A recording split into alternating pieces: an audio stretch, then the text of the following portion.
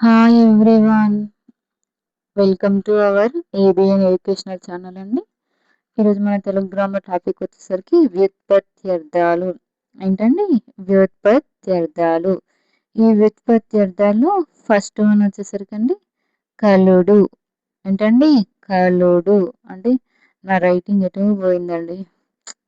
కలుడు అంటే ధర్మం నుండి తప్పినవాడు, ధర్మం నుండి తప్పినోడు, దుర్మార్గుడు.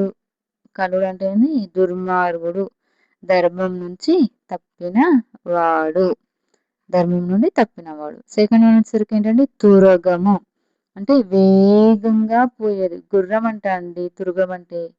గుర్రాన్ని ఏమని పిలుస్తారు? తురగం. ఇక్కడ చూడండి, తురగము గమ్ గా ఉంది లాస్ట్ లో, ఇక్కడ స్టార్టింగ్ లో గు ఉంది. గా గు.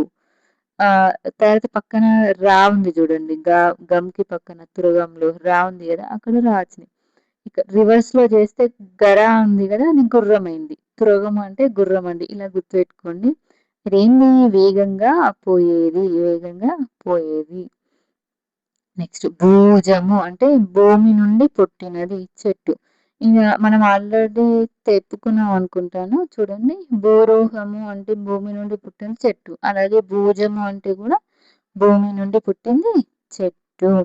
నెక్స్ట్ తటాకము అంటే జలంచే నిండింది చెరువు, జలంచే నిండింది చెరువు.